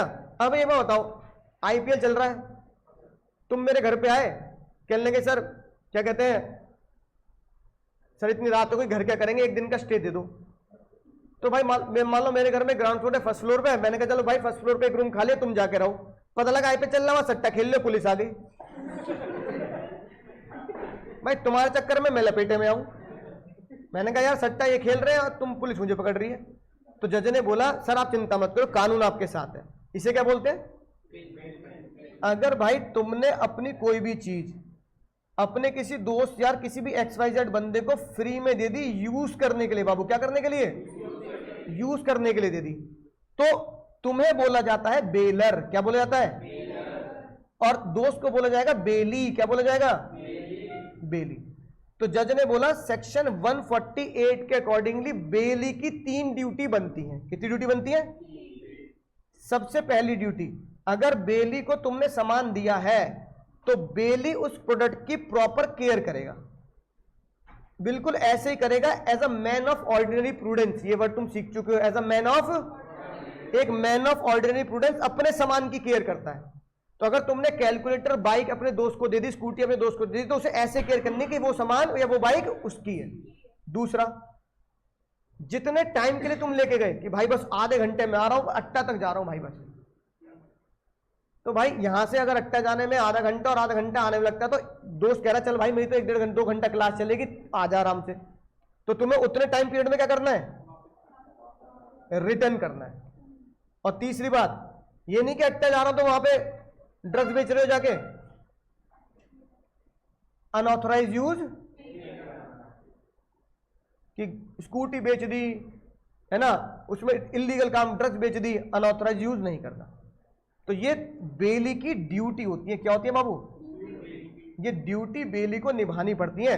अगर इनमें से कोई भी ड्यूटी बेली नहीं निभाता तो नो कंसिडरेशन स्टिल कॉन्ट्रैक्ट करते हुए बेली को जिम्मेदार ठहराया जाएगा। तो जज ने बोला फ्री यूज के लिए दिया है भाई। अब ये बताओ, दोस्त को जब तुमने फ्री में स्कूटी दी तो कंसिडरेशन क्या दे रहा है? तुम कह रहे हो ना भाई अबे तू पेट्रोल भी मत डलवा, भाई तू पेट्रोल भी मत डलवा, पेट्रोल जो है मेरे पास है, तू वापस आ जाओ टाइम से बस। तो कई दोस्ती यार इतनी बढ़िया होती है कि दोस्त अगर बाइक स्कूटी कार ले जाता, मुझसे ये भी नहीं बोलते पेट्रोल डलवा दियो। अब तुम कहोगे यार अट्टा से जाने का आने का क्या ही पेट्रोल मांगो तुझसे, तो फ्री में दे दी बात। तो जज ने बोला ठीक है दोस्त से नो कंसिडरेशन है, पर अगर दोस्त ने तीनों जिम्मेदारी नहीं निभाई तो स्टिल कॉन्ट्रैक्ट करके आप दोस्त के खिलाफ स्यू कर सकते हो। क्योंकि केस करने के लिए बाबू कॉन्ट्रैक्ट का बनना इंपॉर्टेंट है। और अगर कंसिडरेशन में नो कॉन्ट्रैक्ट हो जाए तो जज साहब जब कह रहे हैं नो कंसिडरेशन नो कॉन्ट्रैक्ट, जब कॉन्ट्रैक्ट ही नहीं है तो कोर्ट के दरवाजे बंद। कोर्ट का दरवाजा खुलेगा कब? जब किसी चीज को तुम कॉन्ट्रैक्ट साबित कर दोगे। तो जज ने मजबूरी में यह लिखना पड़ा कि भाई नो कंसिडरेशन स्टिल कॉन्ट्रैक्ट, और कॉन्ट्रैक्ट है तो कोर्ट का दरवाजा खुलेगा, केस करोगे इन केस ऑफ बेलमेंट। किसमें हो? बेलमेंट। तो बताओ भाई हमने क्या पढ़ा? नो कंसिडरेशन, जनरल रूल क्या पढ़ा? No consideration no contract as per section 25 याद हो जाएगा। नो कंसिडरेशन, इसके पढ़े हमने 7 एक्सेप्शन। कितने एक्सेप्शन? और सातों के सातों क्या बोलते हैं? No consideration. समझ गए? अगर डायरेक्ट क्वेश्चन भाई, अगर डायरेक्ट क्वेश्चन 6 में आया 7 में आया, 6 में आया तो 6 तो लिखने ही है, 7 नंबर में आ गया तो भाई 7 लिखने पड़ेंगे। जहां केस लॉ नहीं है तो वहां विद एग्जाम्पल लिखने पड़ेंगे। अब जैसे टाइम बाय डेट का क्या लिखना पड़ेगा तुम्हें? ये एग्जाम्पल, कंप्लीट गिफ्ट का क्या लिख दोगे, एग्जाम्पल, ठीक है ना। तो ये एग्जाम्पल लिखना पड़ेगा। तो जैसे चीट कोड पढ़ाया था मैंने तुम्हें, कंसिडरेशन कहाँ लो, परदेश में। तो भाई आज का चीट कोड लिखते हैं। तुम्हारे जैसे दिल जला बालक आया और कहने लगा सर मैंने आज अपनी एक्स को बोल दिया। मैंने कहा भाई क्या बोल दिया? उसने बोला, हनी सिंह के जमाने में वैसे ऐसी बातें अच्छी नहीं लगती, पर क्या करें कुछ बच्चे होते हैं ऐसे। उसने बोला देवदास स्टाइल में, बस 25 तेरे गम। कितने गम? इसका मतलब 25 बार लड़ा होगा वो। बस 25 तेरे गम। फिर पिक्चर आई थी कुछ साल पहले, लव आजकल सनम। तो उसने बोला 25 तेरे गम आजकल। कल की स्पेलिंग गलत लिख रहा हूं, बोल तो दिया गलत लिख रहा हूं। देखो 25 क्यों डाला, जानबूझ के डाला ताकि तुम्हें पता रहे किस सेक्शन का कोड है। सेक्शन 25 का तो कोड है, इसलिए बस 25 तेरे गम लव आजकल सनम। बी से क्या बनेगा बाबू? बेलमेंट। कोई केस लॉ नहीं है, सेक्शन है 140। तेरे के टी से क्या बनेगा?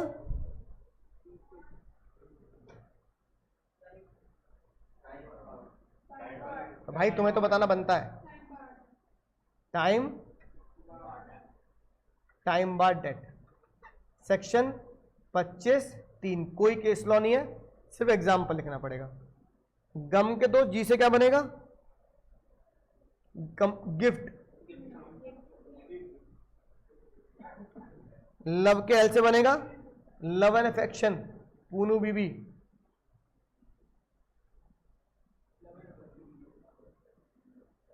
है ना, agreement with the love and affection. इसके 2 केस याद किए थे, एक पूनू बीबी वर्सेस फयाज बुक्स, दूसरा राजलक्खा देवी वर्सेस भूतनाथ मुखर्जी। इसके अंदर ही पड़े थे। ए से क्या बनेगा? मेरे वाला केस।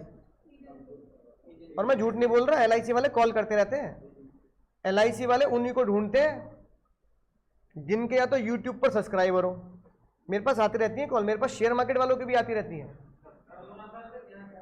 है ना। पराग सर के पास भी बहुत आती होंगी। रीजन बीइंग, उन्हें लगता है कि भाई शेयर मार्केट से कॉल आएगी तो क्या होगा, मैं आपको बताऊंगा, तुम कोर्स खरीदोगे, है ना। डीमेट वालों की भी कॉल आती है कि भाई अगर आप बच्चों को कहते हैं ना डीमेट अकाउंट खोल लो, चाहे शेयर खरीदे ना खरीदे, क्या खेल लो।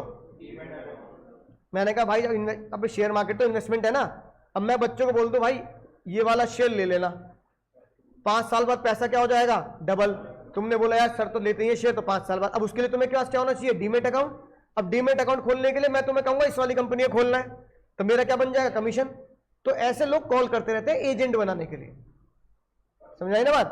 तो ए से मेरा वाला कॉन्सेप्ट कौन सा? और सी और एस से एक बनेगा चैरिटी। यानी एक तो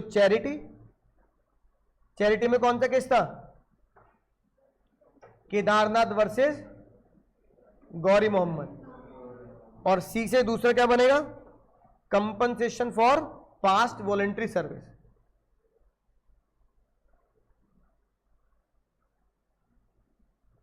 बच्चे को बचा लिया डूबने से, पर्स खो गया, कंपनसेशन ऑफ वॉलंटरी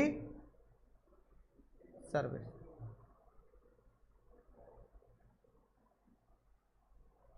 इसका सेक्शन कौन सा था कंपनसेशन का? 25(2). लव एंड अफेक्शन में कौन सा था? हाँ, एक सेक्शन, दूसरा सेक्शन, तीसरा सेक्शन और 3 केस लो, है ना। बेलमेंट पहले वाला सेक्शन 148। अच्छा, एजेंसी वाला कौन सेक्शन था? सेक्शन 185। सेक्शन 148 और 185। तो जो सेक्शन है सेक्शन के साथ याद रखेंगे, जो केस लॉ है वो केस लॉ के साथ याद रखेंगे, है ना। तो ये आपका one of the favourite question है आईसीआई का, ठीक है ना। अब बात ये आती है सर इसमें से क्या केस स्टडी बनती नहीं? बनती है भाई, ये लिखते हैं भाई,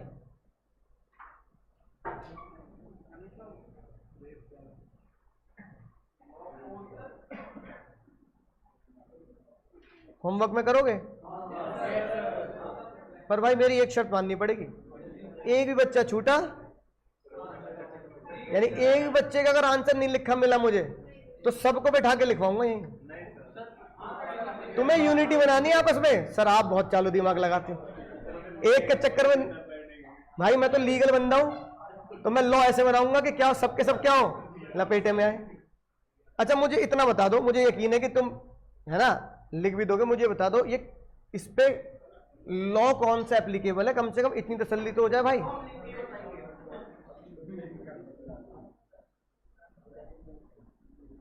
ये ख्याली पुलाव सपने में अच्छे लगते हैं भाई, सपने बहुत अच्छे आते हैं कि मैं इंटर में पहुंच चुका हूं, सीए बन चुका हूं, हसीन सपने।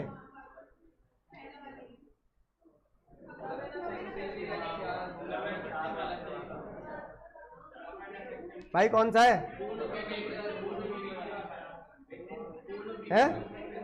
नहीं पता लग रहा? गलत बात है यार, पढ़ नहीं रहे भाई तुम ढंग से। अगली क्लास से यहां बैठोगे तुम आगे हैं? नहीं नहीं, इसका पहले क्लास से कोई लेना देना नहीं है भाई। एक मिनट रुक जाओ, भाई को दिक्कत है मुझे कोई सुन दो, पहले क्वेश्चन पढ़ते हैं आराम से, सुनो। अच्छा मुझे बताओ क्या ये वाला लॉ समझ में आया आज का? अगर चार बातें पूरी होती हैं भाई, मतलब ये बताओ इसमें से ना भाई, ये कभी भी दिमाग में अगर कोई भी क्लास छूट जाए तो कभी भी अपने दिमाग में एक साइकोलॉजी मत बनाओ कि मुझे पहले वाली क्लास नहीं आती तो मैं ये नहीं कर पाऊंगा। ये मैं खुद बोल दूंगा तुम्हें, उस बच्चे को, कि भाई तू कल नहीं आया ना तो आज दिक्कत आएगी। लेकिन ये ऐसा लॉ है जो आज पढ़ाया, अगर पिछली क्लास में कोई बच्चा नहीं आया होगा ना, इसमें गारंटी है, मतलब तुम किसी 11वीं 12वीं के बच्चे को बैठा दो लाके, और मैं उसको ये बता दूं कि भाई हम एक कॉन्ट्रैक्ट पढ़ते हैं, उसमें लिखा होता है अगर चार बातें पूरी हैं तो बिना पैसे की लेन देन के भी केस हो जाएगा।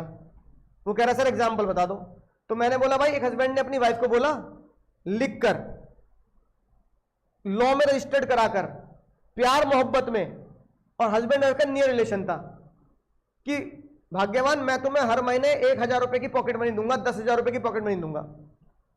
अंकल जी ने पॉकेट मनी देनी बंद कर दी तो आंटी जी केस कर सकती हैं? कर सकती हैं। क्यों कर सकती हैं? क्योंकि ये चार बातें आंटी के फेवर में ले जाती हैं। तो आंटी बोलेंगी मेरे हस्बैंड ने, भाई पीछे वाले भैया, आंटी बोलेंगी मेरे हस्बैंड ने चारों बातें पूरी करी, कॉन्टैक्ट किया, अब 10,000 रुपए महीना क्या दिलाओ? पैसे दिलाओ। इतनी बात समझ में? इसका पिछली क्लास से कोई लेना देना नहीं, समझ गए इतनी बात? अब अगर तुम्हें ये, अब मान लो अगर तुम्हें एक केस का नाम भी याद ना हो तो ये चार लॉ तो भाई लॉ तो याद है ना। अब चार बातें तो भाई देख याद करनी पड़ेंगी, चार बातें तो याद करनी पड़ेंगी। मैं ये यकीन कर लेता हूं किसी बच्चे को पूनी बीबी वाला केस याद नहीं आया, चलो मैंने ये भी यकीन कर लिया किसी बच्चे को 25 एक सेक्शन याद नहीं आया, पर मैं ये यकीन नहीं कर सकता कि तुम्हें नंबर मिल जाए जब तुम चारों बातें ना लिखो, फिर तो नंबर ही नहीं मिलेंगे, फिर तो एग्जामिनर कह देगा फिर तू पढ़ के ही नहीं आया भाई, है ना। तो लॉ तो याद करना पड़ेगा, सेक्शन गलती से छूट जाए तो। अब मैं इस केस में आता हूं, क्वेश्चन नंबर लॉग 4 में क्वेश्चन 4, अब पढ़ना जरा। अब सुनो इसको कैसे, रमेश बाबू हो गए अंकल जी, अपनी वाइफ हो गई लाली, लाली कौन हो गई? उनकी वाइफ, आंटी जी है मान लिए। अभी तो बताया भाई, अगर अंकल जी ने आंटी जी को पैसा देने का वादा किया, कब किया?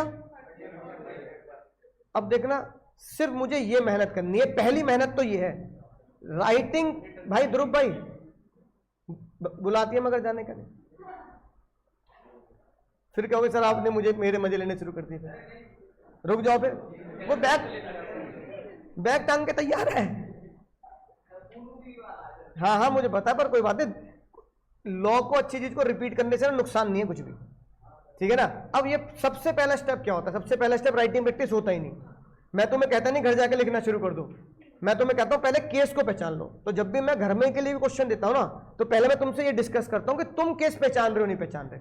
क्योंकि एग्जाम में केस आ रहा है, पूनू भी तुम लिख रहे हो बालफर वर्सेस बालफर, तो मेरी तुम्हारी दोनों की मेहनत बेकार भाई। तो मैं यहाँ पे यार माइक पे चिल्लाता रहता हूँ 2-2 घंटे, है ना, फिर तुम्हें राइटिंग प्रैक्टिस मैं ही खुद लिखता रहता हूं। तो मैं इतनी मेहनत इसलिए कर रहा हूं कि तुम्हें एक पहला स्टेप पता लगे, और दूसरा स्टेप ये पता लगे कि जो तुमने गलती करी यहां पर, अगर सोचो ये गलती एग्जाम में हो जाए, तो यार अटेम्प्ट देना क्या है? अटेम्प्ट देना कोई प्राउड की बात नहीं है कि सीए में तो बच्चे फेल ही होते हैं, मैं हो गया तो क्या, अरे भाई पास भी तो होते हैं, मैं फेल हो गया वो तो तसल्ली है जो घर वाले दे देते हैं, मम्मी देती है ज्यादातर, पापा नहीं मम्मी दे देंगी, कोई बात नहीं यार बाकी बच्चे भी तो फेल हुए। अरे बाकी बच्चे फेल हुए तो 20% पास भी तो हुए हैं। पापा उनके बारे में बात करेंगे, पापा थोड़े डिसिप्लिन होते हैं, थोड़े से सख्त होते हैं, तो पापा कहते हैं 20% पास हुए उसमें नहीं आ सकता था, मम्मी कहती चल कोई बात नहीं कुछ फेल हुए तो अगली बार दे दी, 3 महीने की बात तो है।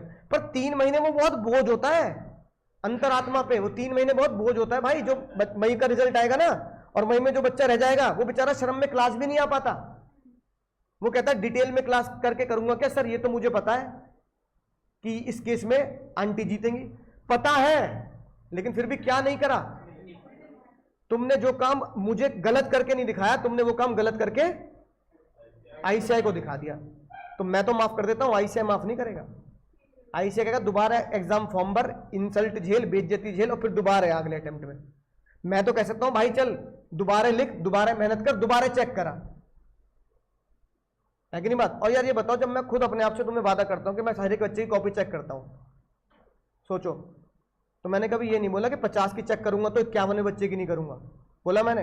तो यार तुम मेरे साथ मेहनत करने के लिए तैयार क्यों नहीं होते? जितना रिजल्ट की खुशी मुझे है ना, उससे कहीं ज्यादा खुशी तुम्हें होगी जब तुम सक्सेसफुल लिखा देखोगे, होगी नहीं होगी? तो भाई उस दिन के लिए लड़ना है, इस दिन के लिए लड़ना कि मुझे घर जाना है, छुट्टी कर दो जल्दी। किस दिन के लिए लड़ना है? कि जब मैं अपना रोल नंबर डालू ना और सांसें तेज हो रही हो मेरी, और मैं मम्मी को भी कह रहा हूं मम्मी मैं नहीं देख रहा, आप ही देख लो। कई बार ऐसे बच्चे घबरा जाते हैं कि अपना रिजल्ट देखा नहीं जाता। अरे तुम्हें उस कॉन्फिडेंस से देखना कि मम्मी आप देखो मैं देखो पास आएगा, देख लेना, मुझे पता है मैं इतनी मेहनत करके गया हूं। तुम डुअलिटी में क्यों ले जाते हो अपने रिजल्ट को? बच्चा घबराता वो है जो रिजल्ट को डुअलिटी में ले जाता है, पता नहीं होगा या नहीं होगा। अकाउंट्स का तो बढ़िया गया, मैथ्स का तो बेकार गया, लॉ का ठीक ठाक गया, इको में तो हो ही जाएंगे। अरे तो चारों का बढ़िया जाना चाहिए ना भाई। तो एक बात सोचो, 11th से अकाउंट पढ़ रहे हो, 12th में अकाउंट पढ़ी, अब 4-5 महीने फाउंडेशन पढ़ोगे, 2.5 साल अकाउंट्स पढ़ा, वो 2.5 साल की मेहनत लॉ में झोंकनी है। वो 2.5 साल की मेहनत लॉ को ऐसे पढ़ना है कि मुझे शायद मैंने 11वीं से पढ़नी शुरू की होती तो कितना अच्छा होता। तो वो जो 2.5 साल अकाउंट्स पढ़ते हैं ना, वो 2.5 साल की मेहनत 4-5-6 महीने में करनी होती है। और वो मेहनत कब होगी? वो मेहनत भाई जुलाई अगस्त में नहीं होने की। जुलाई अगस्त में तो तुम्हारे हाथ पांव फूल रहे होंगे, क्यों? कोर्स हो गया होगा इतना इकट्ठा, 4 सब्जेक्ट का, समझ रहे ना बात को, 4 सब्जेक्ट का। तो अभी इसे मैं रोज लिखना पड़ेगा। और उसका पहला स्टेप क्या है, जो मैं भाई के लिए तुम्हारे साथ, भाई के साथ साथ तुम्हें भी समझाना चाह रहा हूं। पहला स्टेप क्या है भाई? उसको जानो तो वो है कौन। तो मैंने इसलिए मैं जो पढ़ाता हूं वही क्वेश्चन देता हूं कि तुम्हें पता होता हो जो पढ़ा उसका क्वेश्चन कैसे आता है। अब ये बताओ, पहला हस्बैंड वाइफ है, पॉकेट मनी का वादा किया, हमने आज क्या जाना अगर पॉकेट मनी क्या हो गई? रजिस्टर्ड हो गई। अब ये 4 बातें तो मुझे पता होना चाहिए भाई, ये बालफर नहीं है। जब ये क्वेश्चन एग्जाम में आता है ना, तो 50% से ज्यादा बच्चे किससे सॉल्व करते हैं? क्योंकि वो एक ही चीज पे अटकते हैं, क्या? Pocket money. उन्हें लगता है ये तो बालफर वर्सेस बालफर, तो वो बालफर वर्सेस बालफर को सजा सजा के लिखेंगे, है ना। और नंबर रीजन बिंग, ये वर्ड बालफर वर्सेस बालफर में, ये वर्ड बालफर वर्सेस बालफर में नहीं है। तो बर्थडे से पता लगा लव एंड अफेक्शन, क्योंकि बर्थडे पे कोई लड़ाई नहीं करता, है ना। बर्थडे पे तो स्कूल वाली मैडम भी कहती थी अरे मत डांटो इसे, बर्थडे आज इसका। रिटन हो गया, हस्बैंड वाइफ ये रिलेशन हो गया, रजिस्टर्ड हो गया। क्या पता लगा? चारों बातें पूरी है। नो कंसिडरेशन, नो कॉन्ट्रैक्ट का एक्सेप्शन। ये मेरा पहला पड़ाव है जो मुझे अपने दिमाग से सॉल्व करना है। अगला पड़ाव है जो मुझे अपनी कलम से सॉल्व करना है, यानी अपने पेन से सॉल्व करना, लिखना है। अब बताओ मैं पहले क्या लिखूंगा? अब गलती मत करना घर जाके,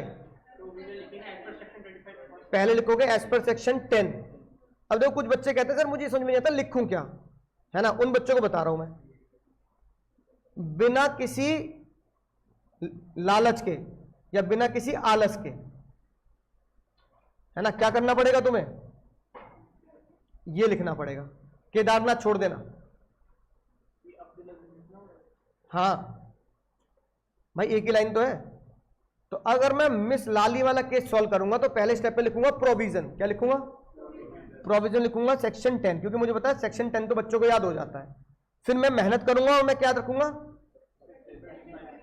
ठीक है, मैंने मान लिया किसी बच्चे को सेक्शन याद नहीं हुआ, ये केस लॉ याद नहीं हुआ, पर वो ये तो लिख सकता है as there is nothing in the written therefore no consideration, तो चाहिए वाला एग्जाम्पल लिख देना। अच्छा मस्जिद वाला एग्जाम्पल याद तो आ जाएगा भाई, केस लॉ का नाम याद नहीं आ रहा कि अब्दुल अजीज मौजम अली था, पर ये तो याद आएगा कि मंदिर या मस्जिद के लिए क्या दिया था, डोनेशन का वादा किया था, तो लिख दो। केस का नाम याद नहीं आता पता कैसे लिख दो, एज पर डिसाइडेड केस, क्या लिख दो, as per decided case honourable court held that if any promise is giving for the construction of the mosque and there is no consideration therefore no, तो भाई ये मैंने लिख दी बात, क्योंकि मस्जिद का नाम याद नहीं आ रहा मुझे केयर टेकर का, पर मुझे केस तो याद आ रहा है, ये मैंने लिख दिया बेसिक लॉ। फिर मैं क्या लिखूंगा, देयर आर सम एक्सेप्शंस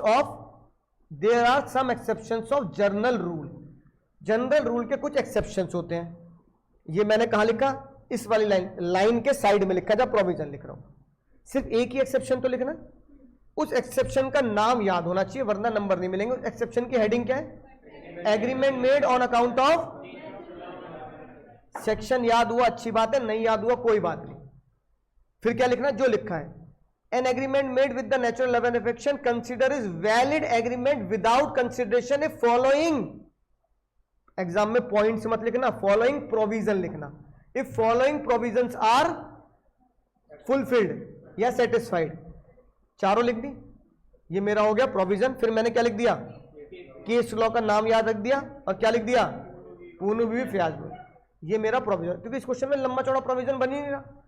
फिर मैं किस पे आऊंगा, अब एनालिसिस कहां से चुरानी है, कहां से चुरानी है बाबू, इसमें लिखूंगा in the present case Ramesh Babu promise to pay his wife Lali, है ना, on her birthday with the written agreement which was registered, और हस्बैंड वाइफ है, नियर रिलेशन भी है ना, ऐसा किया। फिर क्या लिखूंगा, as per aforesaid provision if the agreement in written and registered with natural love and affection such agreements are enforceable by law even without consideration, therefore in this case Miss Lali, है ना, received is eligible to receive the amount even without consideration। Conclusion क्या लिखूंगा, conclusion में किसके लिए question पूछ रहा है, हस्बैंड के लिए, वाइफ के लिए, एक लाइन में लिख देना, Miss Lali will succeed in his contention and is eligible to recover the amount 50,000, खत्म बात। भाई समझ में आ रही है बात, क्या लिखना, पहले प्रोविजन, चार बातें, सेक्शन 10, 25 चार बातें, फिर ये। तो किसी भी क्लास का पिछली क्लास से कोई लेना देना, अगले क्लास में जब नया चैप्टर शुरू करेंगे तो उसका भी दोस्त इस क्लास से कोई लेना देना नहीं, ठीक है, एक मिनट भागो मत, ठीक है ना। अब एक सस्पेंस क्रिएट कर देता हूं, बस पढ़ा नहीं रहा, सस्पेंस क्रिएट कर रहा हूं, है ना। सस्पेंस ये है कि ये बताओ कौन लोग एलिजिबल होते हैं कॉन्ट्रैक्ट में घुसने के लिए, अब सुनो, हाँ, जज ने बोला 3 लोग एलिजिबल होते हैं दुनिया में कॉन्ट्रैक्ट करने के लिए, और अब तुम पढ़ के पता लगेगा चौथा कोई है ही नहीं। सब जज साहब ने बोला सबसे पहला बंदा जो किसी भी कॉन्ट्रैक्ट में एंटर करेगा वो 18 प्लस होना चाहिए बाबू, किससे प्लस होना चाहिए, और वो होना चाहिए साउंड माइंड। साउंड माइंड मतलब, साउंड माइंड का मतलब बाबू पागल नहीं होता, वो गलत डेफिनेशन, पागल नहीं है, डेफिनेशन ये भी नहीं है कि दिमागी तौर पर रिटायर होगा वो, या वो इडियट होगा, या उसका ब्रेकअप हो गया होगा तो वो डिप्रेशन में चल रहा होगा। साउंड माइंड का मतलब होता है, सुन तो लो लॉक, अब तुम्हें पता लगेगा लॉक क्यों डिफरेंस है मेरी समझ से। साउंड माइंड का मतलब होता है किसी भी व्यक्ति को एक बात, ओ भाई ध्रुव भाई सुन लो सर, मैंने बोला ध्रुव भाई ये मोबाइल ले लो 1 लाख रुपए में, ले लोगे? क्यों नहीं? ये साउंड माइंड है, समझ गए? जज ये बोलता है साउंड माइंड व्यक्ति वो होता है जो किसी भी कॉन्ट्रैक्ट में ये जान ले इससे मेरा फायदा होगा या नुकसान होगा। अगर ध्रुव कहता ले लूंगा 1 लाख में तो वो अनसाउंड है। जब मैंने खुद आज से 2 साल पहले 30,000 में खरीदा, तू भाई डेप्रिशिएबल एसेट क्या ले रहा है 1 लाख में? भाई ओ भाई लिखित में ही है, सब लिखित में ही है। अनसाउंड माइंड समझ गया? बताओ अनसाउंड माइंड कौन होता है?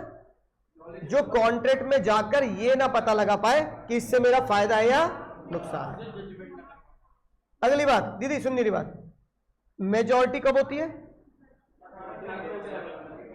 साउंड माइंड कौन होता है? जो समझ रखता हो कि फायदा नुकसान है। और तीसरा बंदा जो कॉन्ट्रैक्ट में नहीं आ सकता वो होता है जिसे लॉ कहता है भाई तू साउंड भी है, सुन लो भाई प्लीज बात नहीं करो, तू साउंड भी है और मेजर भी है, लेकिन फिर भी नहीं कर सकता क्योंकि उसे लॉ ने मना कर रखा है। जैसे कि जेल में सजा काटता हुआ कैदी, अब जेल में जो सजा काट रहा है कैदी वो साउंड भी है और मेजर भी है, लेकिन उसे किसने मना कर दिया? अब सुनना ध्यान से, ये 3 लोग कॉन्ट्रैक्ट में एंटर कर सकते हैं। ये बात किसने बोली? 11। किसने बोली? और सेक्शन 10 ने क्या बोला था बाबू? नहीं, सेक्शन 10 ने बोला था कि किसी भी कॉन्ट्रैक्ट में एंटर करने के लिए कुछ लोग क्या होने चाहिए? लायक होने चाहिए। अब समझो 10 कहता है कैपेसिटी, अगर आप किसी भी कॉन्ट्रैक्ट में एंटर करोगे तो यू मस्ट बी या should be capable to enter.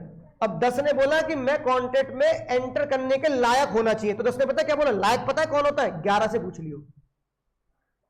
समझे ट्रिक? 10 खुद नहीं बता रहा, 10 खुद बता सकता था पर 10 ने खुद, तो गुस्सा नहीं करना, क्या लॉ बना दिया ये? 10 खुद भी तो कह सकता था ये बात। तो 10 ने बोला एक वैलिड कॉन्ट्रैक्ट वो कॉन्ट्रैक्ट होता है जिसमें कोई बंदा कॉन्ट्रैक्ट करने के हु इज लायबल या who is capable to enter into contract. फिर हमने 10 से बोला भाई तूने ये लिख दिया कि जो बंदा कॉन्ट्रैक्ट के लिए लायक होगा, जो कैपेबल होगा वो कॉन्ट्रैक्ट करेगा। अब मुझे बता लायक कौन है कॉन्ट्रैक्ट के? तो उसने बता क्या बोला? बस एक स्टेप और आगे, कहां चला जा? 1 मिनट जो 11 से पूछ ले, समझ गए बात? तो 10 ने बोला वैलिड कॉन्ट्रैक्ट के लिए तुम क्या होने चाहिए? कैपेबल होने चाहिए, लेकिन तुम कैपेबल कैसे बनोगे ये 11 बताएगा, है ना। और एक चीज जो तुम्हारे शायद आईसीआई में नहीं दे रखी होगी, बस एक चीज बता रहा हूं, कॉन्ट्रैक्ट के लिए उम्र कितनी होती है? लेकिन अगर इमूवेबल प्रॉपर्टी उसकी उम्र कितनी होती है? इसका मतलब यह है अगर तुम्हारे पिताजी तुम्हारे नाम पे घर करना चाहें तो तुम उस घर को अपना 100% ओनर तब माने जाओगे जब तुम कितने साल के जाओगे? 21। ठीक है ना। वार्ड एक्ट में ये लिखा है, माइनर एक्ट में ये लिखा है कि इमूवेबल प्रॉपर्टी के केस में किसी भी बच्चे की वो प्रॉपर्टी तब होगी जब वो कितने का हो जाएगा। लेकिन इमूवेबल प्रॉपर्टी को छोड़कर किसी और के केस में प्रॉपर्टी बच्चे की जब होगी जब वो कितने से हो जाएगा। जैसे तुम कह रहे हो सर मेरे को शेयर खरीदने हैं, तो शेयर तुम्हारे नाम पे खरीदे जा सकते हैं अगर तुम कितने साल के हो गए? 18। लेकिन अगर गार्जियन एक्ट है और माइनर की प्रॉपर्टी है तो प्रॉपर्टी कब होगी उसके नाम पर? ये गार्जियन एक्ट पता क्या होता है? जैसे भाई किसी भी बच्चे के माँ बाप नहीं है तो उसकी देखरेख करते हैं उसके चाचा मामा ताऊ, लेकिन घर तो माँ बाप का था, तो कोर्ट ये कहता है कि तुम इसके गार्जियन हो, तुम इसके चाचा जी हो, ये तुम्हारे साथ रहेगा, लेकिन इसके माँ बाप का एक घर है। तो इसका मतलब ये नहीं कि चाचा वो घर खा जाओगे तुम, या मामा जी तुम्हारा घर तुम घर खा जाओगे, समझ गए। तो कोर्ट ये कहता है कि जब ये बच्चा 21 साल का हो जाएगा तो इसके माँ बाप का घर इसके नाम पे करना, तुम्हारे नाम पे नहीं होगा। समझ में ना बात। तो कुछ लोग क्या करते हैं, जैसे किसी के माँ बाप नहीं रहे तो कुछ लोग क्या करते हैं कि उनके माँ बाप के प्रॉपर्टी हड़पने के चक्कर में उन बच्चों की केयर टेकिंग ले लेते हैं, और बच्चे बेचारे छोटे होते हैं, वो कहते हैं नहीं नहीं हम तो, अब कोर्ट में बोलते हैं, वही लीगल केस बता रहा हूं, हमारे आसपास के केस हैं। बच्चे से पूछा जाता है भाई बड़े चाचा के साथ रहेगा, मतलब चाचा के साथ रहेगा, ताऊ के साथ रहेगा, मामा के साथ रहेगा, तो बच्चे का ज्यादा मन लगता है फॉर एग्जाम्पल मामा के साथ, तो मामा पता क्या सोचेंगे, अभी मान लो बच्चा है 10 साल का, तो इसको इतने साल तक पालूंगा, इसके बाद इसकी प्रॉपर्टी। तो जज ने कहा नहीं भाई, तुमने भलाई का काम अगर चूज किया है तो प्रॉपर्टी 21 साल तक तो तुम्हारी है, तुम इसको रेंट पे तो बेच ही नहीं सकते। 21 साल के बाद खुद ही अपने साइन करके किसको दे देना, बच्चे को। तो जज ने बोला मेजॉरिटी एक्ट के हिसाब से, किसके एक्ट के हिसाब से बाबू, मेजॉरिटी एक्ट के सेक्शन 3 के हिसाब से। अब याद ना हो तो घबराना नहीं, क्योंकि मेजॉरिटी एक्ट हमारे कोर्स में, मेजॉरिटी एक्ट के सेक्शन 3 के हिसाब से एक बच्चा जब 18 साल का हो जाता है तो कॉन्ट्रैक्ट करने लायक हो जाता है। लेकिन मेजॉरिटी एक्ट के उसी सेक्शन के हिसाब से अगर एक बच्चा 21 साल का होता है तो वो इमूवेबल प्रॉपर्टी लेने लायक होता है। तो there is a age difference, to enter into the contract is age 18 and to getting the immovable property is age, और to make the marriage is age 21। वो मैरिज एक्ट में लिखी है, ठीक है। अब सस्पेंस क्या है, अगली क्लास में सीखेंगे। अगर कोई बच्चा किसी के साथ कॉन्ट्रैक्ट करता है तो क्या बच्चे को झेलना पड़ेगा या नहीं झेलना पड़ेगा? नहीं बाबू नहीं, अभी से धारणा मत बनाना, नहीं नहीं नहीं बच्चे के साथ तो नहीं भाई। हो सकता है अगली क्लास में खुलासा हो कि बच्चे को भी क्या हो जाए, जेल नहीं, बच्चे के ऊपर भी केस हो जाए। चलो भाई tata bye bye, take care. Online hello bye bye.